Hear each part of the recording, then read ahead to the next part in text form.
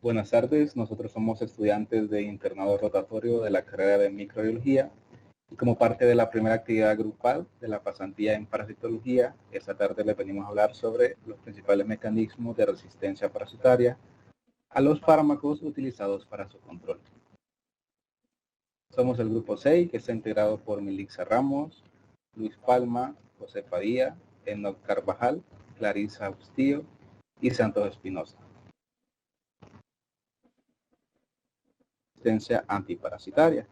La resistencia a los parásitos es la capacidad genética de los parásitos para sobrevivir al tratamiento con fármacos antiparasitarios, pues que normalmente han sido eficaces contra estos parásitos en el pasado. Cuando los animales o humanos son tratados con medicamentos antiparasitarios, pues los parásitos susceptibles van a morir. Sin embargo, los parásitos resistentes sobreviven y transmiten genes de resistencia a su descendencia. La resistencia a los antiparasitarios se origina por un proceso de selección natural. Cuando un parásito es expuesto a un antiparasitario, los individuos que portan genes que le confieren resistencia a este antiparasitario tienen una mayor probabilidad de sobrevivir y reproducirse. Esto da lugar a una acumulación de genes de resistencia en la población de parásitos, lo que hace que el antiparasitario sea cada vez menos eficaz. En cuanto al mecanismo de resistencia, pues es un proceso multifactorial en el que se puede coexistir múltiples mecanismos. Entre ellos tenemos modificación de la entrada del fármaco, la inactivación del fármaco, la amplificación de genes que codifican proteína diana o que intervienen en la eliminación de proteínas de resistencia. Pues existe una serie de factores que contribuyen a la resistencia a los antiparasitarios y pues estos incluyen pues un excesivo o inapropiado uso de antiparasitarios, la transferencia de genes de resistencia y también la aparición de nuevas mutaciones de resistencia. Los mecanismos que afectan la entrada del fármaco al interior de la célula. La entrada del fármaco al interior celular puede hacerse bien por difusión pasiva, en el caso de los fármacos hidrofóbicos. ¿Qué es la difusión pasiva? Es cuando los fármacos difunden a través de una membrana celular desde una región con una concentración elevada, por ejemplo los jugos digestivos, hacia las zonas de baja concentración, como por ejemplo la sangre.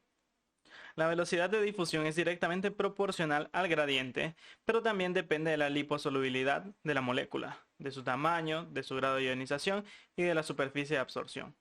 Como la membrana celular es de naturaleza lipídica, las moléculas liposolubles difunden con mayor rapidez. Las moléculas pequeñas tienden a atravesar las membranas más velozmente que las más grandes. La mayoría de los fármacos son ácidos o bases orgánicos débiles, que se encuentran en formas ionizadas y no ionizadas en un entorno acuoso. La forma no ionizada suele ser liposoluble o lipofílica y difunde con facilidad a través de las membranas celulares. La forma ionizada es poco liposoluble, pero muy hidrosoluble, es decir, hidrofílica, y está sometida a una alta resistencia eléctrica, por lo que no le resulta fácil atravesar las membranas celulares. La difusión pasiva también puede ser una difusión pasiva facilitada. Esto es cuando algunas moléculas poco liposolubles, como por ejemplo la glucosa, atraviesan las membranas más rápidamente de lo que podrían esperarse.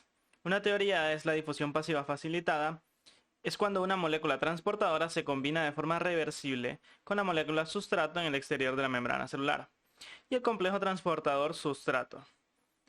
Cuando se difunde con rapidez a través de la membrana, lo cual libera el sustrato desde la superficie interior.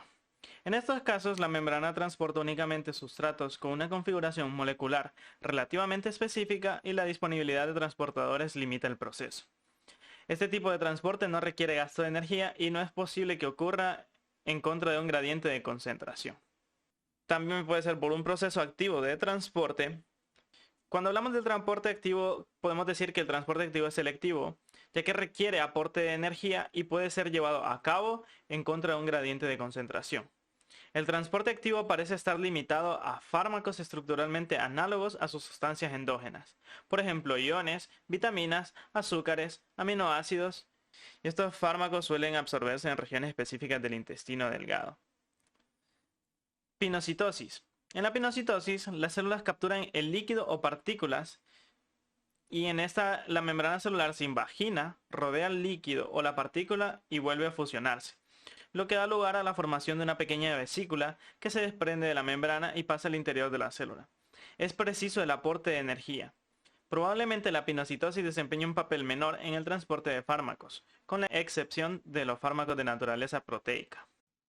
Amplificación génica.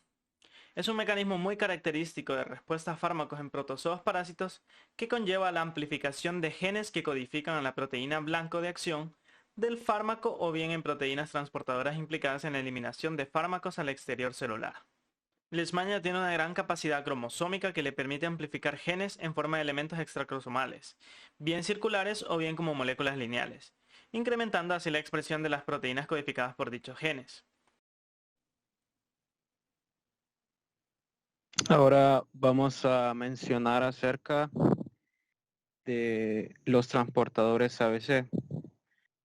Todos los transportadores ABC se caracterizan por mediar el movimiento de moléculas a través de la membrana plasmática en contra de un gradiente de concentración. Y estos utilizan la energía liberada en la hidrólisis de ATP y por la presencia de una secuencia altamente conservada en sus dominios de unión o nucleótidos que son característicos o que dan nombre a esta superfamilia de transportadores. Estos transportadores ABC constituyen una extensa y antigua superfamilia de proteínas, la cual están presentes en todos los filos existentes, desde procariotas y también se pueden encontrar hasta seres humanos. Y entre sus funciones se incluye la translocación de distintos sustratos a través de membranas, y así como actividades no relacionadas con el transporte como la traducción del ARN y la reparación del mismo. Estos transportes participan en el movimiento de una amplia gama de sustratos a través de membranas y abarcan productos metabólicos, lípidos, esteroides y fármacos.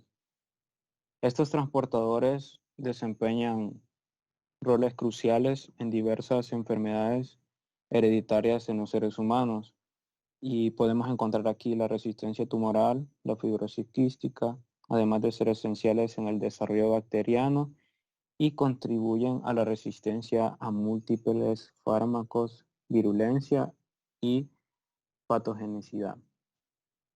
O sea que estos transportadores desempeñan un papel crucial en el transporte de una variedad de compuestos y incluyendo medicamentos desde el interior hacia el exterior de las células. Los mecanismos que bloquean la activación del fármaco en el interior celular. En general, los fármacos, una vez en el interior celular, necesitan activarse y para eso tienen que estar en un punto específico, ya sea en el intestino o en el estómago.